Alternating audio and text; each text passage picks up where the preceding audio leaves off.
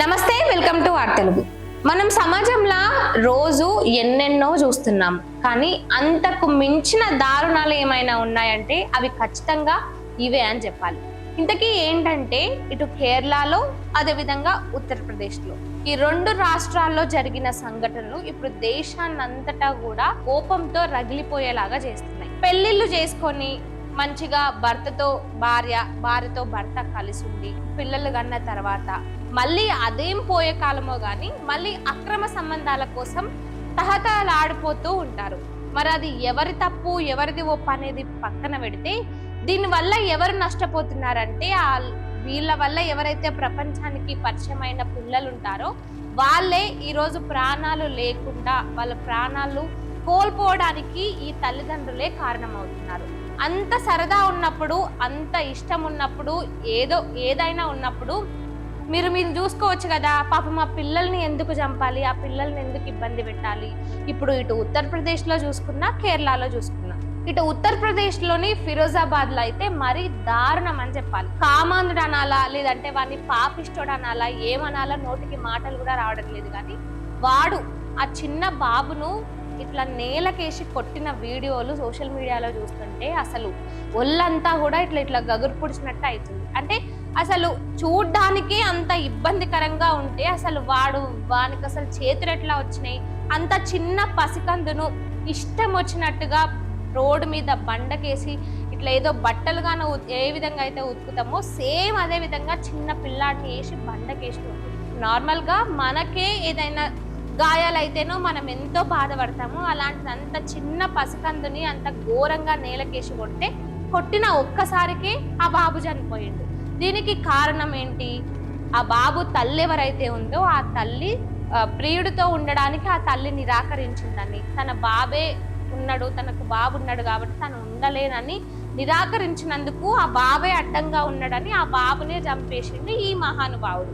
ఇంకా ఇటు కేరళలో చూసినట్లయితే ఇది మరీ దారుణం అని చెప్పాలి. అసలు కన్న తల్లి నార్మల్గా ఇద్దరిలో పిల్లల్ని కనే విషయంలో కానీ, పిల్లల మీద ప్రేమ ఉండే విషయంలో కానీ ఒక వంతు తల్లికే ఎక్కువ ఉంటుంది.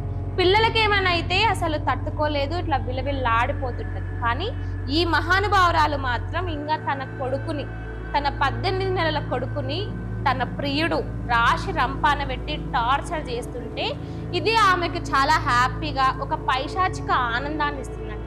అసలు ఈ దునియాలో ఏ తల్లి అయినట్లుంటుందా, ఆ తల్లికి కట్టుకోవడానికి బట్టలు లేకపోయినా సరే కానీ తన పిల్లల కడుపు నింపాలని అనుకుంటుంది.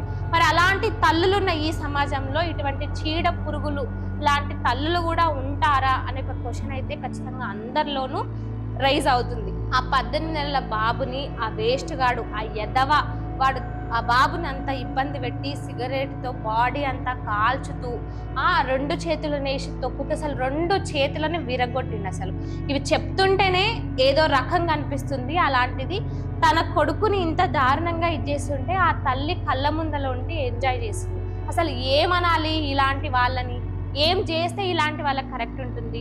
ఇక ఇది మాత్రమే కాక ఆ బాబు చనిపోయిన తర్వాత మళ్ళీ ఆ చావుని కూడా చాలా తెలివిగా పగడ్బందీగా అదొక యాక్సిడెంట్ లాగా తింటుంటే గొంతులో అన్నమిరికి చనిపోయిండు అన్నట్టు ఏదో కవర్ డ్రైవ్ చేయాలని చూసారు, కానీ బయట పడిపోయారు, అడ్డంగా దొరికిపోయిండ్రు.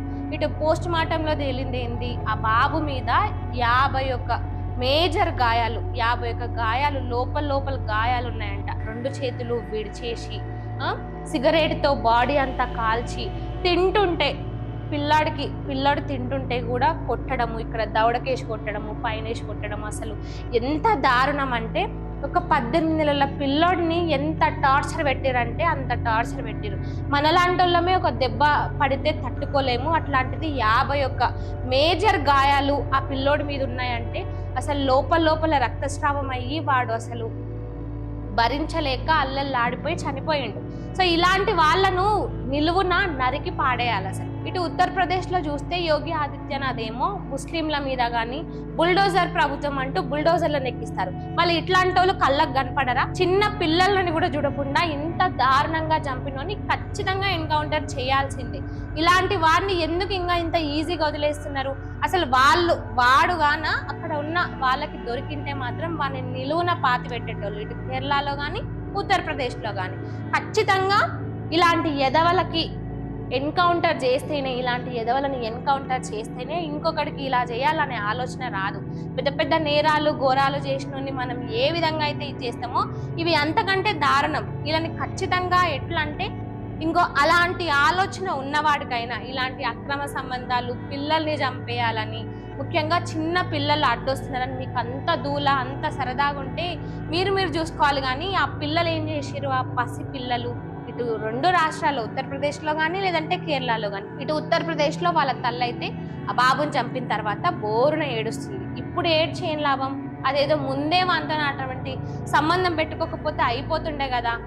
ఈరోజు ఏమైంది, ఉన్న కొడుకు చచ్చిపోయే, వాడే చేతులారా చంపేసిండు. ఇటు కేరళలో ఇదైతే అసలు తల్లే కాదు, దీని తల్లి అనడం కూడా ముమ్మాటికి తప్పే.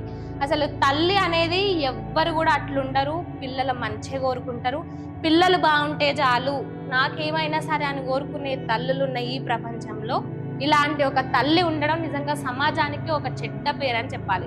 ఆమె స్వలాభాల కోసం, ఆమె హ్యాపీనెస్ కోసము కన్న కొడుకునే కడతేర్చేలాగా చేసింది, వానికి అన్ని రైట్స్ ఇచ్చింది ఈ తల్లి. ఇటువంటి వాళ్ళని ఏం చేస్తే కరెక్ట్ ఉంటుంది? కామెంట్ రూపంలో చెప్పండి.